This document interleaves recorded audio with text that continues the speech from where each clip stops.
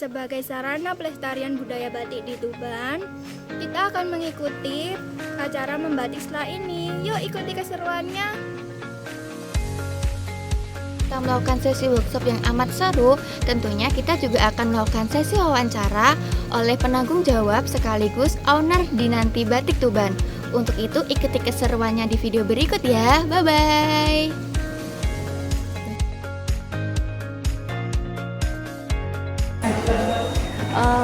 Oke, aku mulai pertama ya Mbak. Mungkin Mbak Dinar bisa perkenalan dulu ke teman-teman. Mbak Dinar ini siapa, sama di mana sih, apa dan apa itu Dinanti Batik Tuban? Halo teman-teman semuanya, perkenalkan saya Dinar, owner dari Dinanti Batik. Itu usaha batik yang didirikan saya sama keluarga dari 2020. Jadi itu pas pandemi dan saya tuh waktu itu masih kuliah tapi kontekan sama orang tua saya. Waktu itu saya itu sempat kerja dulu di sosial media spesialis di salah satu agensi kreatif di Jogja gitu. Tapi saya merasa kayak itu bukan passion saya gitu kan. Lalu saya pengen merubah hal tersebut, apalagi saya tuh keinget goals saya waktu kuliah dulu itu pengen ngembangin batik Tuban. Jadi saya kembali ke rumah mengembangkan batik Tuban bersama orang tua saya dan pakai ilmu-ilmu yang saya dapatkan waktu di sosial media spesialis itu gitu. Dan usahanya itu ada batik tulis, kemudian ada cap dari bambu seperti yang saya pakai ini, kemudian ada batik colet seperti workshop hari ini, itu batik yang kayak dilukis. Mungkin pertanyaan selanjutnya dari rekan-rekan saya. Mbak Dinar mau tanyakan yang identik di Tuban ini ada batik gedong ya, apa Mbak Dinar? Gedong. Apa Mbak Dinar memproduksi batik gedong? Kalau iya, apa yang membedakan batik gedong Tuban ini dari jenis batik lainnya di Indonesia? Oke, ini merupakan salah satu kekayaan ya dari Tuban sendiri karena tekstur dari kain tenun gedok itu berbeda banget. Dia itu sedikit kasar, tapi itu yang membuat batik gedok berbeda dari yang lainnya. Oh ya, saya produksi juga batik gedok. Itu bekerja sama dengan penenun dan juga pembatik gedok. Mereka tuh khusus. Jadi batik gedok tuh beda dari kain katun. Kalau kain katun kan lebih mudah dicanting. Nah, kalau batik gedok tuh teknik mencantingnya beda. Jadi mereka kan agak kasar kainnya tuh.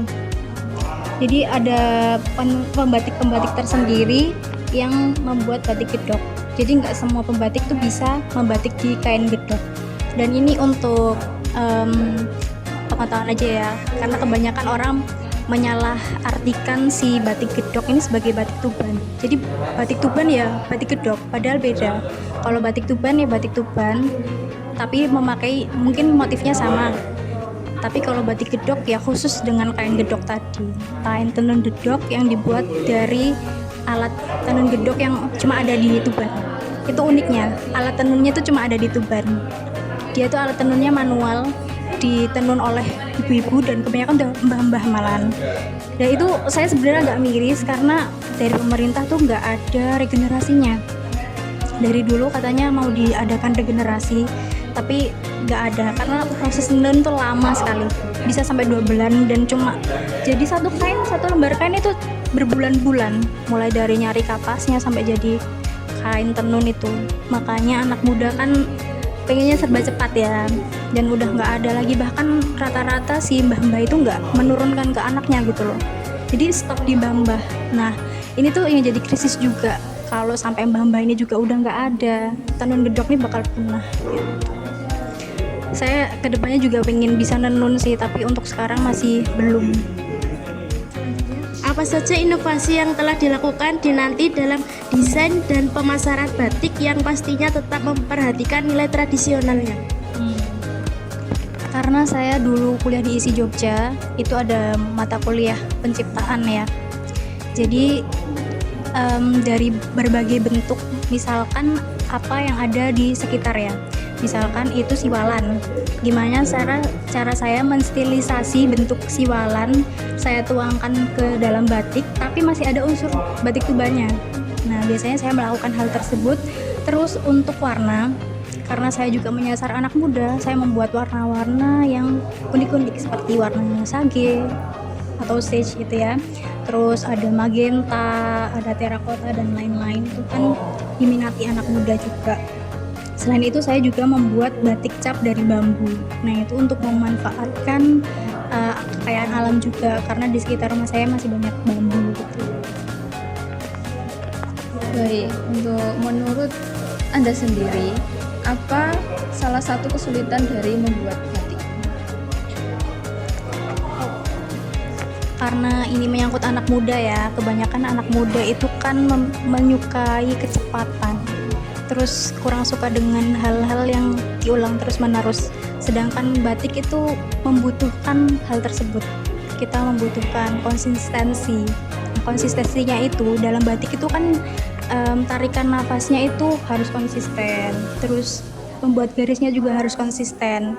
Kalau enggak kan garisnya itu ada yang besar, ada yang kecil, kan tadi sudah mencoba ya. Nah itu mengatur suhunya itu kan juga susah. Nah dari beberapa hal tersebut sih kiranya yang harus dipelajari lebih. Kalau untuk megang canting dan lain-lain itu kan pastinya disesuaikan dengan kenyamanan ya. Mungkin itu. Terima kasih kepada Mbak Dinar atas waktu dan kesempatan yang telah diberikan. Kami senang mendapatkan pengalaman serta pengetahuan baru yang sangat banyak tentang batik Tuban. Semoga Dinanti Batik Tuban selalu eksis dan semakin dikenal banyak orang. Terima kasih. Iya. Ciri khas dari batik gedok tadi ya, dia itu ada kapas khusus yang namanya kapas lawe. Kapas lawe itu bukan kapas putih, tapi dia warnanya tuh coklat. Dan itu juga ditanamnya di Tuban. Katanya dengar-dengar ya, dan itu udah ada proses penelitian. Katanya kalau kapas yang ditanam di Tuban itu bakal beda dengan kapas yang ditanam di daerah yang lain. Dan itu jadi nilai jual tersendiri untuk batik gedok gitu.